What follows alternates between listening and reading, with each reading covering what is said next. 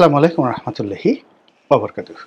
সম্মানিত দর্শক, বিএনপির যারা এমপি হবেন ত্রয়োদশ জাতীয় সংসদ নির্বাচনে, তাদের তালিকা প্রকাশ করা হয়েছে। সঙ্গত কারণেই বিএনপির যারা নেতাকর্মী, তাদের একটা বিরাট অংশ আনন্দে উদ্বেলিত। তাদের খুশির সীমা পরিসীমা নেই। আর যারা মনোনয়ন পাননি, তাদের লোকজন সব মিলিয়ে ধরেন সাকল্যে হাজার খানিক লোক, কেউ মনোকষ্টের মধ্যে আছেন, কেউ মুখ ভার করে আছেন, অথবা যারা মনোনয়ন পাননি তারা হয়তো ভাবছেন যে কি হলো এই দলটি করে, শেষ হয়ে যাক, নির্বাচন যেন না হয়, ইত্যাদি ইত্যাদি নানা রকম। এরকম যারা বঞ্চিত এবং শোষিত তারা সবসময় এই ধরনের কথাবার্তা বলে থাকেন। কিন্তু বাস্তবতা হলো যে এই 237টি অর্থাৎ 237 237টি আসনে যে প্রার্থীতা ঘোষণা করা হয়েছে তার মধ্যে একটি বাতিল করা হয়েছে, আর একটি সম্ভবত বাতিল হয়ে যাবে, এই দুটো। আর যে 63টি আসনে ঘোষণা করা হয়নি সেখানে হয়তো ঘোষণা করা হবে। এর ফলে বিএনপির মধ্যে এখন যে একটা হোমোজেনিয়াসনেস তৈরি হয়েছে, দেশ নিয়ে, প্রতিদ্বন্দ্বী নিয়ে, অন্য রাজনৈতিক দল নিয়ে কোনো কিছু নিয়ে চিন্তা ভাবনা করার সময় তাদের নেই। যারা ঘোষণা করেছেন তারা মনে করছেন যে ইতিহাসের একটা অন্যতম গুরুত্বপূর্ণ কাজ তারা করে ফেলেছেন। দ্বিতীয়ত, বিএনপির যারা প্রতিপক্ষ এই মুহূর্তে বাংলাদেশে আছেন, জামাত এবং অন্যান্য যে সকল দল, তারা আপাতত একেবারে অনেকটা নিশ্চুপ হয়ে গেছেন। এর কারণ হলো যে এখানে সুনামিটা এত বড়, ঘূর্ণিঝড়টা এত বড়, ওটাকে সামাল দেওয়ার মতো অবস্থা বাংলাদেশের কোনো রাজনৈতিক দলের নেই, কেবলমাত্র আওয়ামী লীগ ছাড়া। আর বাংলাদেশে যারা আওয়ামী লীগের নেতাকর্মী রয়েছেন তারা এখন যাকে বলা হয় অনেকটা বাস্তবতা বলি, মানে তারা এখন বিএনপির যারা লোকজন রয়েছে তাদেরকে রিকোয়েস্ট করছে তোমরা স্বতন্ত্র দাঁড়াও, যারা নমিনেশন পায়নি। আওয়ামী লীগের লোকজন বলছে আমরা ভোট দেব। এর কারণ হলো নির্বাচন কিন্তু একটা রোগের মতো। এখানে যখন স্লোগান হয়, তারপরে এখানে যখন প্রতিযোগিতা হয়, তখন যারা প্রতিপক্ষের লোকজন তাদের ভীষণ রকম তারা অপমান বোধ করে, কষ্টের মধ্যে থাকে। তো বিএনপির লোকজন মিছিল করবে, মিটিং করবে, তার সমপর্যায়ের একটা মিটিং জামাতের লোক করতে না পারলে তাদের রাজনীতি থাকে না। আবার ওদিকে ঘরের মধ্যে যে সকল আওয়ামী লীগের লোকজন রয়েছে তারা বিএনপির প্রার্থীর বিরুদ্ধে মিছিল করতে হবে এবং যে কোনো একটা কলাগাছ দাঁড় করিয়ে হলেও তাদেরকে নির্বাচনে আনার জন্য আওয়ামী লীগের যারা তৃণমূল পর্যায়ে নেতাকর্মী রয়েছেন তারা রীতিমতো পাগলামো করছেন। ফলে স্বতন্ত্র প্রার্থীর ছড়াছড়ি শুরু হয়ে গেছে। বিএনপির অনেক লোক, আওয়ামী লীগের অনেক লোক, ব্যবসায়ী যারা নিরপেক্ষ, মানে তাদের পেছনে বিএনপির বিক্ষুব্ধ লোক, তারপরে আওয়ামী লীগের যারা ভোটার তারা, এমনকি অন্যান্য ছোট ছোট রাজনৈতিক দলের যারা নেতাকর্মী তারা ভালো প্রার্থীর পেছনে রীতিমতো লাইন দিয়েছে এবং পাগল বানিয়ে ফেলছে। ফলে গ্রামে গঞ্জে নির্বাচনের একটা জোয়ার শুরু হয়ে গেছে। তো এই যে একটা জোয়ার, সেই জোয়ারের ফলে যে রাজনীতির মেরুকরণ তৈরি হয়েছে, এই জোয়ারের ফলে যে রাজনীতির সমীকরণ তৈরি হয়েছে, এতে করে বিএনপি ইতিহাসের সবচেয়ে মারাত্মক ঝুঁকির মধ্যে পড়ে গেছে। বিএনপির কেন্দ্রীয় কমান্ড আর শেখ হাসিনা গত 14 মাসের মধ্যে সবচেয়ে সুখময় যে সময়, এই সময়টি বিএনপির এই প্রার্থী ঘোষণার পর তারা সেটা পেয়ে গেছে। এর ফলে শেখ হাসিনা, তিনি নিজে, তার দল এবং তার যারা লোকজন রয়েছেন এখন প্রবাসে তারা, এবং একই সঙ্গে তাকে যারা মদত দিচ্ছেন দিল্লির পররাষ্ট্র মন্ত্রণালয়, প্রতিরক্ষা মন্ত্রণালয় এবং বিশেষত অজিত দোভাল, এই টেবিলগুলো ভীষণ রকম যাকে বলা হয় ব্যস্ত সময় পার করছে। ভারতীয় পত্রপত্রিকায় নানা রকম যাকে বলা হয় উস্কানি দেওয়া শুরু হয়েছে। আপনারা ইতিমধ্যে শুনেছেন যে আমাদের দিনাজপুরের ওই অঞ্চলে যে শিলিগুড়ি চিকেন নেক রয়েছে, সেই শিলিগুড়ি চিকেন নেক নিয়ে ভারতীয় পত্রপত্রিকা, ভারতীয় ইউটিউবার যারা রয়েছে, কন্টেন্ট ক্রিয়েটর, তারা কী ধরনের উস্কানিমূলক কন্টেন্ট তৈরি করেছেন। অন্যদিকে যে সকল আওয়ামী লীগের লোকজন দেশের বাইরে থেকে কন্টেন্ট তৈরি করছেন, তারাও শিলিগুড়ি নেক নিয়ে বা চিকেন নেক নিয়ে যে সকল বক্তব্য দিচ্ছেন, যে সকল যুদ্ধের দামামা বাজাচ্ছেন, ওটা আসলে বাংলাদেশে বসে আমরা এগুলো বলতে পারবো না, আর সম্ভব নয়। তো এনিওয়ে, আমি যেটা গুরুত্ব বোঝানোর জন্য যে এটাকে একটা মোক্ষম সময় হিসেবে বেছে নিয়েছে দিল্লি, অজিত দোভাল, আওয়ামী লীগের যারা লোকজন আছে, সেটা হলো গণ্ডগোল লাগানোর জন্য, কমপ্লেক্স তৈরি করার জন্য, জটিলতা তৈরি করার জন্য, এবং যাকে বলা হয় বিএনপিকে রাজনৈতিকভাবে শেষ করে দেওয়ার জন্য। তো সেটা কিভাবে এবং কেনই বা শেখ হাসিনা এই সময়টাতে উল্লাস প্রকাশ করছেন এবং হাসি দিচ্ছেন? প্রথম কারণ হলো, গত এই 14 মাসের মধ্যে এই প্রথমবার বিএনপিকে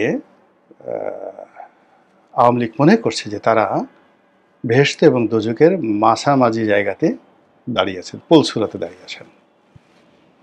এবং বিএনপি এখন যে জায়গাতে গেছে তাকে বাসলে গাজী মরলে শহীদ, ঠিক না ঠিক এটাকে না বললে যদি বলেন যদি তারা সফল হয় তাহলে একদম পরিপূর্ণভাবে সফল, আর যদি ব্যর্থ হয় বাংলাদেশের রাজনীতিতে বহুদিন ধরে তাদেরকে দুর্ভোগ এবং দুর্দশা পোহাতে হবে, এবং তাদের নাম ইতিহাসে কিভাবে মুছে যাবে বা কিভাবে টিকে থাকবে এটা প্রশ্ন সাপেক্ষ বিষয়। কারণটা কি?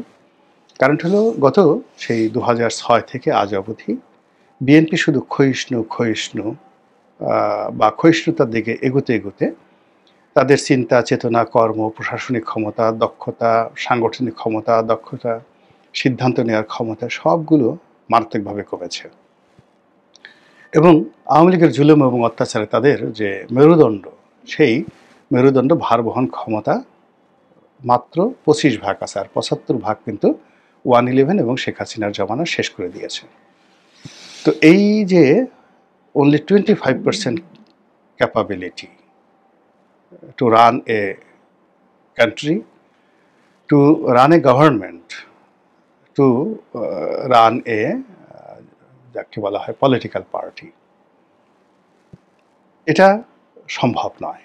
25% যোগ্যতা দিয়ে 100% নয়, 300% লোড এখন বিএনপিকে সামলাতে হচ্ছে। ভারত, আমেরিকা, চীন, বিশ্বের সুপার পাওয়ারগুলো, তারপরে বাংলাদেশের অর্থনৈতিক সমস্যা, তার সঙ্গে সঙ্গে বর্তমান রাজনৈতিক চাপ, সব মিলিয়ে যদি আপনি দেখেন তাহলে অতীতের যে কোনো সময়ের চাইতে অন্তত 300 টাইমস যে চাপ, এই চাপ এবং তাপ বিএনপিকে বহন করতে হচ্ছে। কিন্তু বিএনপির এটা বহন করার ক্ষমতা অতীতের যে কোনো সময়ের চাইতে মাত্র 1/4 আছে, এর বাইরে নেই। ফলে কি হলো, গত 14টি মাসে তাদের যে ভুল হয়েছে, ভ্রান্তি হয়েছে, বা তাদের যে দুর্ভোগ হয়েছে, দুর্দশা হয়েছে, দুর্নাম হয়েছে, বদনাম হয়েছে, এই সব কিছু তারা মিনিমাইজ করার চেষ্টা করেছে নেগোসিয়েশনের মাধ্যমে। তারা জামাতের সঙ্গে নেগোসিয়েশন করেছে, এনসিপির সঙ্গে নেগোসিয়েশন করেছে, ডক্টর মোহাম্মদ ইউনূসের সঙ্গে নেগোসিয়েশন করেছে। কিন্তু যেই মুহূর্তে তারা প্রার্থিতা ঘোষণা করেছে, সঙ্গে সঙ্গে তারা সিঙ্গেল হয়ে গেছে, সিঙ্গুলার নাম্বার হয়ে গেছে। এখন এই মাঠে বিএনপি ছাড়া যারা আছে সবাই বিএনপির প্রতিদ্বন্দ্বী অথবা বিএনপির শত্রু। কেউ বিএনপির বন্ধু এই মুহূর্তে রাজনৈতিক অঙ্গনে নেই। এর ফলে কি হলো, শেখ হাসিনা, অজিত দোভাল তারা খেলতে পারবে বিএনপির এগেনস্টে। তারা এখন ইচ্ছা করে জামাতের সঙ্গে বন্ধুত্ব করতে পারবে, গোপনে বা প্রকাশ্যে। তারা ইচ্ছা করলে এখন ডক্টর মোহাম্মদ ইউনূসের সঙ্গে সম্পর্ক করতে পারবে, গোপনে অথবা প্রকাশ্যে, ভারতের মাধ্যমে অথবা তারা নিজেরা সরাসরি। তারা এখন ইচ্ছা করলে বিএনপির বিদ্রোহী প্রার্থীদেরকে নিয়ে খেলতে পারবে, বিনিয়োগ করতে পারবে। বিভিন্ন জায়গাতে বিএনপির যারা প্রার্থী হয়েছে সেই প্রার্থীর বিরুদ্ধে তারা বিদ্রোহ করাতে পারবে, বিপ্লব করাতে পারবে, মিছিল করাতে পারবে, মিটিং করাতে পারবে, এবং প্রার্থীর জীবন তছনছ করে দিতে পারবে। অনেক জায়গাতে দেখুন যে বিএনপির প্রার্থীদের বিরুদ্ধে যে মিছিল হচ্ছে, এখানে দেখবেন যে মদদ দিচ্ছে বিএনপির লোকজন, যতটা দিচ্ছে তার চেয়ে বেশি মদদ দিচ্ছে আওয়ামী লীগের লোকজন। ফলে প্রতিটি নির্বাচনী এলাকা রীতিমতো এক একটা মৃত্যুকূপে পরিণত হয়েছে। আমি যেহেতু নির্বাচন করেছি, আমার একটা নির্বাচনী এলাকা আছে, ফলে এই জিনিসটি প্র্যাকটিক্যালি বাস্তবে কতটা ভয়ঙ্কর হয়ে পড়েছে এটা আমি ঢাকাতে বসে টের পাচ্ছি, প্রতিটা মুহূর্তে টের পাচ্ছি। ফোন ধরতে ধরতে মানে মানে জান বের হয়ে যাচ্ছে, এবং ফোনে এখন কথা বলছি না, বেশিরভাগ 90% ফোন বলতে গেলে এখন অ্যাভয়েড করছি। তো কাজেই প্রতিটি ৩০০টি আসনে এখানে বিএনপির জন্য একটা ৩০০টি মরণ ফাঁদ, ৩০০টি মৃত্যুকূপ, ৩০০টি ট্রায়াঙ্গেল তৈরি হয়ে গেছে, বারমুদার ট্রায়াঙ্গেলের মতো। আর এখানে বিভিন্ন অ্যাঙ্গেলে ৩০০টি অ্যাঙ্গেলে খেলার সুযোগ এসে গেছে শেখ হাসিনার, এবং তিনি এই কাজে খুব অভ্যস্ত। তার লোক আছে, টাকা আছে, এবং ধরুন সে সীমান্ত এলাকা যেমন যশোর, চাঁপাইনবাবগঞ্জ, কুষ্টিয়া, নীলফামারী, দিনাজপুর, সিলেট, এই অঞ্চলে, তারপরে পার্বত্য চট্টগ্রাম, কক্সবাজার, এই অঞ্চলে শেখ হাসিনা যদি খেলতে চান, তিনি যেভাবে ইচ্ছা সেভাবে এই বিএনপির প্রার্থীর সঙ্গে খেলতে পারেন। এবং এখন এই যে বিএনপির প্রার্থী যারা ঘোষণা হয়েছে এবং যারা নির্বাচনী এলাকায় নির্বাচনে ব্যস্ত, মাত্র ৮ থেকে 10টি অকারেন্স যদি ঘটে, 10টি বিরূপ ঘটনা ঘটে, বেশি দরকার নেই, মাত্র 10, only 10, এটা জাস্ট 1-2 ব্যাপার, তুলি মারার বিষয়। এটা আওয়ামী লীগের আসতে হবে না, এই কাজে আওয়ামী লীগ জামাতকে দ্বারা ঘটাই দিতে পারে, বিকজ এই সীমান্ত এলাকাগুলোতে জামাতের যথেষ্ট প্রভাব আছে, প্রতিপত্তি আছে, এবং সেই কাজটি জামাত করবে না বা আওয়ামী লীগ করবে না, এই গ্যারান্টি আপনাদেরকে কে দিল? আর এই কর্মকাণ্ডকে মোকাবেলা করবে, এটার জন্য যে প্রশাসন দরকার, যে সাংগঠনিক ভিত্তি দরকার, যে শক্তিমত্তা দরকার, যে কানেক্টিভিটি দরকার, তার একটাও বিএনপির নেই। বিএনপির মামলাগুলো সচল আছে। দুর্নীতি দমন কমিশনে যে মামলাগুলো চলছিল, সেই মামলাগুলো আগের মতোই চলছে, সবাইকে হাজিরা দিতে হচ্ছে, এবং তারা কতটা মানসিকভাবে বিষণ্ণ, বিপর্যস্ত এবং অপদস্থ এই রাষ্ট্র দ্বারা, তার উদাহরণ হলো যে এই যে বিএনপি মনোনয়ন পেলেন এহসানুল হক মিলন, ডক্টর এহসানুল হক মিলন। তো তিনি যদি নির্বাচিত হন, ধরে নেওয়া হয় তিনি মন্ত্রী হবেন, তিনি তার মেয়ের একটা গুরুত্বপূর্ণ অনুষ্ঠানে তিনি অংশগ্রহণ করার জন্য ব্যাংকক যাচ্ছিলেন। ব্যাংকক থেকে আমেরিকা যাবেন। এয়ারপোর্ট থেকে তাকে রীতিমতো গলা ধাক্কা দিয়ে, ঘাড় ধাক্কা দিয়ে তাকে বলা হলো যে আপনি বিদেশ ভ্রমণ করতে পারবেন না।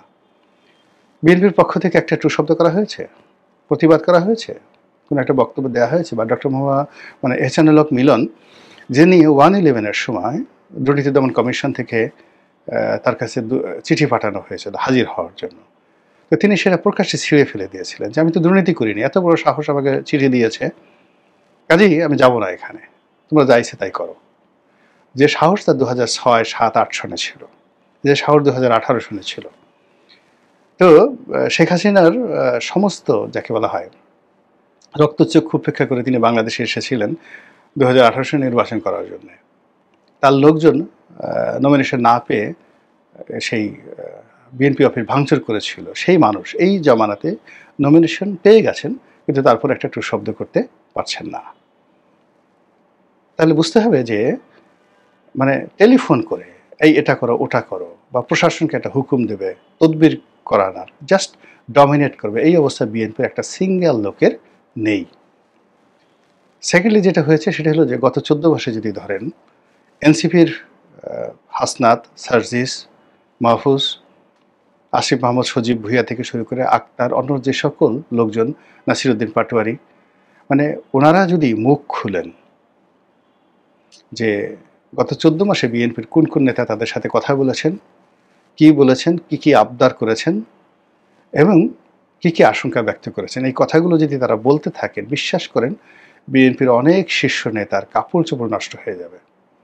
একটা ব্যবসার জন্য, একটা টেন্ডারের জন্য, একটি তদবিরের জন্য, কিংবা আরও অনেক কিছুর জন্য এই যুবকদের পিছনে কোন কোন নেতা কত তারিখে এনসিপি অফিসে গেছেন, কত তারিখে ফোন করেছেন, কত তারিখে মন্ত্রণালয়ে গেছেন, কত তারিখে মন্ত্রীর দপ্তরে ফোন করেছেন, এই জিনিসগুলো যদি প্রকাশ করা হয়, আপনি বুঝতে পারবেন যে বিএনপির যে 75% ব্যাকবোন নেই, 25% ব্যাকবোন নিয়ে তারা এত বড় তাপ তারা সহ্য করছেন, এটা ওই এনসিপির কথা শুনলে আপনি বুঝতে পারবেন যখন একটা মানুষের মেরুদণ্ড সোজা থাকে, ও মরে যাবে কিন্তু মাথা নোয়াবে না। সন্তানের বয়সে এনসিপির যারা লোকজনরা আছে, তাদের কাছে যাওয়া, কথাবার্তা বলা, ইট মিনস আপনার মেরুদণ্ড শেষ। আপনি যখন একবার মামুনুল হকের সঙ্গে বৈঠক করার চেষ্টা করছেন, তাকে দলে আনার চেষ্টা করছেন, মনোনয়ন দেওয়ার চেষ্টা করছেন, আবার মামুনুল হক আপনাদেরকে বাদ দিয়ে আবার যখন জামাতের সঙ্গে এক টেবিলে বসছে, আপনি বুঝতে হবে যে আপনার মেরুদণ্ড শেষ। আপনার যখন অন্যান্য ছোট ছোট, আমি কারো নাম বললাম না, এই কারণ হলো যে এ সকল দলের যে সকল কর্তা ব্যক্তি সবাই আমার খুব আপনজন, স্নেহভাজন, তো অনেকে শ্রদ্ধাভাজন। তো বিএনপির মতো একটা দল যখন এদের পিছনে ঘুরছে, নমিনেশন নিয়ে তাদের বাড়ি বাড়ি যাচ্ছে, দলের সবচেয়ে বড় বড় নেতাদেরকে পাঠাচ্ছে এ সকল ছোট ছোট দলের নেতাদেরকে তুষ্ট রাখার জন্য, তাদেরকে নিজেদের পক্ষে রাখার জন্য, তখনই বুঝতে হবে যে মেরুদণ্ড গেছে, মেরুদণ্ড আর নেই। তো এই যে একটা অবস্থা তৈরি হয়েছে একটা দলের, সেই দল এখন যে প্রার্থী ঘোষণা করলো, সেই প্রার্থী ঘোষণা করে পুরো রাজনীতির অঙ্গনে একা হয়ে গেছে। আর সবাইকে তাদের প্রতিদ্বন্দ্বী রূপে, তাদের প্রতিপক্ষ রূপে তারা যেভাবে ঠেলে দিয়েছে, এটা সামাল দেওয়ার মতো অবস্থা এখন বিএনপির নাই। আর তাদের প্রতিপক্ষ এই দেশের দুর্বল শাসন ব্যবস্থা, দুর্বল অর্থনীতি এবং সব কিছু যেখানে টলটলায়মান, কোনোটাই এখানে বিশ্বাসযোগ্য নয়। কোনো কথাকে আপনি বিশ্বাস করতে পারছেন না, আর কোনো কথা আপনি যাকে বলা হয় অবহেলা করতে পারছেন না। এখানে কেউ যদি এসে বলে ওয়াকার সাহেব এই কথা বলেছে, ক্যান্টনমেন্টে এটা হয়েছে, আপনাকে বিশ্বাস করতে হবে, মিথ্যা হলে বিশ্বাস করতে হবে। কেউ যদি বলে ওই যে শিলিগুড়ি নেখে, তারপরে যে আসামে, ত্রিপুরাতে, কলকাতাতে এই এই জিনিস হচ্ছে, বিশ্বাস করতে হবে। এর কারণ হলো আপনি এখন কুলহারা মানে রমণী, এরকম একটা অবস্থা হয়ে যায়। কুলহারা কলঙ্কিনীর মতো অবস্থা হয়ে গেছে। পুরো বাংলাদেশ এখন অভিভাবকবিহীন। কেউ কোনো দায়িত্ব নিতে চাচ্ছে না। আপনি চিন্তা করেন, যেখানে বিজিএমই এর সভাপতি, গার্মেন্টস ম্যানুফ্যাকচারার অ্যাসোসিয়েশনের সভাপতি, ধরে নেওয়া হয় যে এই পদটি যে কোনো মন্ত্রীর চাইতেও শক্তিশালী। এর কারণ হলো বিজিএমের অনুষ্ঠানে যাওয়ার জন্য সবসময় প্রধানমন্ত্রী এবং বিরোধী দলীয় নেত্রী, মানে তাদের অনুষ্ঠান যখন শুরু হতো বছরে, এক্সপো,